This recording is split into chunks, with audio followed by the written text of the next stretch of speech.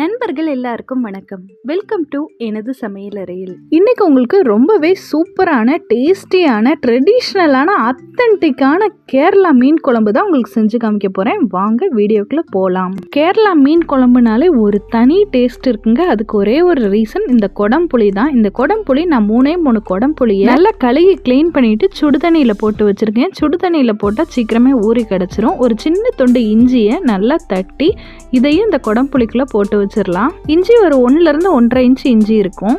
அடுத்ததா 3 பச்சை மிளகாயை நடுவில் கீறிட்டு இதையும் உள்ள சேர்த்துடலாம். தண்ணி சுடு தண்ணிங்கிறனால அந்த எசன்ஸ் எல்லாம் சீக்கிரமாவே இறங்கிரும். அடுத்ததா 3 கொத்து கருவேப்பிலையும் உள்ள போட்டுடலாம். கருவேப்பிலையோட இந்த ஸ்டிக்கையும் உள்ள போட்டுருங்க. அது ஒரு நல்ல ஃப்ளேவர் கொடுக்கும். உங்களுக்கு தேவைப்பட்ட இப்படி குட்டி குட்டி பீஸா கூட கட் பண்ணி இதை உள்ள சேர்த்துக்கலாம். ஒரு சிலவங்க அவாய்ட் பண்ணுவாங்க, உங்களுக்கு தேவைன்னா சேர்த்துக்கோங்க. அடுத்ததான் நான் இன்னைக்கு கிழங்கா மீன் எடுத்திருக்கேன். இது கரெக்டா 1 கிலோ இருக்கு. இதையும் நல்லா கழுகி சுத்தம் பண்ணி வச்சுக்கோங்க. அடுத்ததா ஒரே ஒரு கை வெள்ளைப்பூண்டு உள்ள சேர்த்திருக்கேன். இதையும் நல்லா தட்டி வச்சுக்கலாம். இப்போ பார்த்தீங்கன்னா வெள்ளைப்பூண்டு 1 கை சேர்த்தோம்னா அதே கையில் 4 கை சின்ன வெங்காயத்தை உள்ளே சேர்த்துக்கணும். 1 கை வெள்ளைப்பூண்டுக்கு 4 கை சின்ன வெங்காயம் தான் கரெக்டான அளவு. அடுத்ததாக இந்த சின்ன வெங்காயத்தை மிக்சியில் சேர்த்துட்டு அரைச்சிடாமல் பல்ஸ் பண்ணி எடுத்துக்கோங்க. நான் பார்த்தீங்கன்னா சாப்பரில் போட்டு இந்த இப்படி ரெடி பண்ணி வச்சுருக்கேன். இந்த 3ஐயும் எடுத்து வச்சுக்கோங்க. நான் இன்றைக்கி ட்ரெடிஷ்னலாக ஒரு மண் சட்டியில் தான் ஆக்குறேன். நீங்கள் எந்த பேனில் வேணால் யூஸ் பண்ணிக்கலாம். இதில் கரெக்டாக 100 தேங்காய் எண்ணெய் சேர்த்துருக்கேன். தேங்காய் எண்ணெய் தான் நல்லா ஃப்ளேவர் கொடுக்கும். எண்ணெய் காஞ்சதும் 1/2 ஸ்பூன் உளுந்து சேர்த்துக்கலாம். உளுந்து நல்லா கலர் சேஞ்ச் ஆனதும் நம்ம ஏற்கனவே தட்டி வச்சுருக்க வெள்ளைப்பூண்டை உள்ளே சேர்த்துக்கலாம். பூண்டு பருக்களை சேர்த்துட்டு இதை நல்லா மிக்ஸ் பண்ணிக்கலாம். பூண்டு பற்கள் நல்லா குக் ஆகிற வரைக்கும் இதை மிக்ஸ் பண்ணி விட்டுக்கிட்டே இருக்கணும். இப்போ கிட்டத்தட்ட ஒரு 1.5 நிமிஷத்துலேயே பூண்டு பற்கள் நல்லா குக் ஆயிடுச்சு. இந்த ஸ்டேஜில் நம்ம ஏற்கனவே குட்டி குட்டியாக சாப் பண்ணி வச்சுருக்கிற சின்ன வெங்காயத்தை உள்ளே சேர்த்துக்கலாம். இதையும் சேர்த்துட்டு நல்ல கோல்டன் ப்ரௌன் கலர் ஆகிற வரைக்கும் வறுத்து விட்டுக்கலாம். வெங்காயம் சீக்கிரமாக வதங்குறதுக்காக நான் கொஞ்சமாக கல்லுப்பு சேர்த்துருக்கேன். வெங்காயம் கரிஞ்சு போயிடாமல் நல்லா கோல்டன் ப்ரௌன் ஆகிற வரைக்கும் பக்கத்துலேயே நின்று மிக்ஸ் பண்ணி பக்குவமாக வதக்கி எடுத்துக்கோங்க. இப்போ பார்த்தீங்கன்னா நம்ம வெங்காயம் நல்லா கோல்டன் ப்ரௌனாக வதங்கிருச்சு. இந்த பேனில் உள்ள எண்ணெய் அப்படியே இருக்கட்டும். வெங்காயம் வெள்ளைப்பூடை மட்டும் நல்லா பார்த்து வடிகட்டி எடுத்துக்கோங்க. அந்த எண்ணெயை வச்சு திரும்பவும் நம்ம தாளிச்சு விட்டுக்கலாம். எக்ஸ்ட்ரா எண்ணெயெல்லாம் ஊற்றி வேஸ்ட் பண்ண வேணாம். ஓகே, இதை எடுத்து வச்சு ஆல்ரெடி நல்லா ஆறட்டும். இந்த எண்ணெயிலே கொஞ்சமாக கருவேப்பிலை உள்ளே சேர்த்துக்கலாம். கருவேப்பிலை நல்லா வதங்கினதுக்கு அப்புறமா இதில் காஷ்மீரி சில்லி பவுடர் நான் ஒரு 2 ஸ்பூன் சேர்த்துருக்கேன். என் ஸ்பூன் சின்ன ஸ்பூன்றனால 1/2 ஸ்பூன்றனால நான் 4 ஸ்பூன் சேர்க்குறேன். அடுத்ததாக மஞ்சள் தூளும் ஒரு 1/2 ஸ்பூன் உள்ளே சேர்த்துக்கலாம். இந்த 2 மசாலாவோட பச்சை ஸ்மெல் போகிற அளவுக்கு நல்லா வதக்கி விட்டுக்கலாம். அந்த எண்ணெயிலே வதக்குறனால நல்லா சீக்கிரமாகவே நல்லா ஃப்ளேவராக வதங்கி கிடச்சிரும். இந்த மசாலாவோட பச்சை ஸ்மெல் போனதுக்கப்புறமா நம்ம ஏற்கனவே தண்ணியில் ஊற வச்சுருந்த புளி, இஞ்சி, பச்சை மிளகா இந்த 3 இதையும் உள்ளே சேர்த்துக்கலாம். அந்த தண்ணியோட உள்ளே சேர்த்து இதை நல்லா மிக்ஸ் பண்ணுங்கள். ஒரு கொதி வர வரைக்கும் கொஞ்சம் உப்பும் சேர்த்து நல்லா கொதிக்க விட்டுருங்க. உங்களுக்கு தேவைப்பட்ட கொஞ்சமாக தண்ணி சேர்த்து கூட இதை கொதிக்க விட்டுக்கலாம்.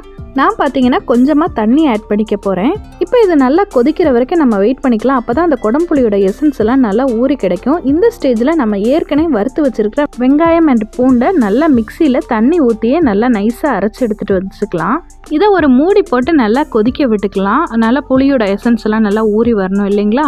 இப்போ பாருங்கள் நல்லா கொதிச்சிருச்சு. கொதிச்சதுக்கப்புறமா நம்ம ஏற்கனவே அரைச்சி வச்சிருக்கிற வெங்காயம் வெள்ளைப்பூண்டு பேஸ்ட்டை உள்ளே சேர்த்துக்கலாம். காரம் உங்களுக்கு ஜாஸ்தியாக இருக்கும்னு தெரிஞ்சிருந்தா அங்கே இருக்கிற பச்சை மிளகாய் பூரா பிறக்கி எடுத்துக்கலாம்.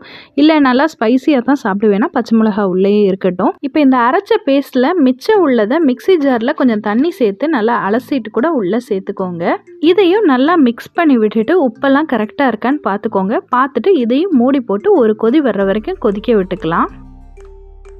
இப்போ பார்த்தீங்கன்னா இதுவும் ஒரு கொதி வந்துருச்சு. இந்த ஸ்டேஜில் ஸ்டவ்வை மீடியமான ஃப்ளேமில் வச்சுட்டு நம்ம மீன் பீசஸை ஒன்றா போட்டு எடுத்துக்கலாம். ஒன்றோட ஒன்று மேலாப்பில் போடாமல் எல்லாத்தையும் தனித்தனியாக நல்லா கேப் விட்டு போடுங்க. அப்போ தான் மீன் ஒன்றோட ஒன்று ஒட்டிட்டு நல்லா வேகாமல் இருக்காது. அதாவது தனித்தனியாக போட்டால் மீன் பீசஸ்லாம் நல்லா குக்காகி கிடைக்கும். இப்போ எல்லாத்தையும் வரிசையாக அரேஞ்ச் பண்ணியாச்சு. அடுத்ததாக ஒரு லிட் போட்டு மூடிக்கலாம். இனிமேல் நம்ம கரண்டியை யூஸ் பண்ணக்கூடாது. இப்படி சைடில் பிடிச்சி நல்லா குலுக்கி விட்டு தான் மீனை எல்லா சைடும் பெரல வைக்கணும். இதை ஒரு மூடி போட்டுட்டு கிட்டத்தட்ட 10 to 15 நிமிஷம் குக் பண்ணி எடுத்தாலே மீன் வெந்துடும். ஒரு சைடு குக் ஆகாமல் இருந்துச்சுன்னா ஜஸ்ட் இப்படி 2 சைடும் பிடிச்சி ஒரு குலுக்கி விட்டிங்கன்னா மீன் சூப்பராக குக்காகி கிடச்சிரும். அதே மாதிரி நீங்கள் மீன் சேர்க்கறதுக்கு முன்னாடி உப்பெல்லாம் கரெக்டாக இருக்கான்னு செக் பண்ணி பார்த்துட்டு மீன் சேருங்க. அதே மாதிரி ஸ்டவ்வை மீடியம் ஃப்ளேம்லேயே வைங்க. ஹை ஃப்ளேமில் வச்சா மீன் துண்டுகள் உடஞ்சி போயிடும். அவ்வளோதான், நம்ம மீன் குக் பண்ணியாச்சு. டேஸ்ட்டும் நல்லா சூப்பராக இருக்குது. மண்சட்டியில் சூடு இருக்கிறனால மீன் மேலும் சூடாகாமல் இருக்குது. இதை ஒரு இடத்துக்கு மாற்றியாச்சு, ஸ்டவ்வில் டைரெக்டாக வைக்காமல். இந்த குழம்பு கிட்டத்தட்ட ஒரு 3 மணி நேரம் கழித்து இன்னொரு தடவை ஹீட் பண்ணி சாப்பிட்டா செம்ம டேஸ்ட்டாக இருக்கும். வச்ச உடனே சாப்பிட்றத விட கொஞ்சம் லேட்டாக சாப்பிட்டா தான் மீனுக்கெல்லாம் டேஸ்ட் வந்து சூப்பராக இருக்கும். ரைஸ், கப்பக்கிழங்குன்னு எதுக்குமே இந்த மீன் குழம்பு ரொம்பவே டக்கராக இருக்கும். இந்த வீடியோ பிடிச்சிருந்தா மறக்காமல் நம்ம சேனலுக்கு சப்ஸ்கிரைப் பண்ணுங்கள். இன்னொரு சூப்பரான வீடியோவுடன் சந்திப்போம்.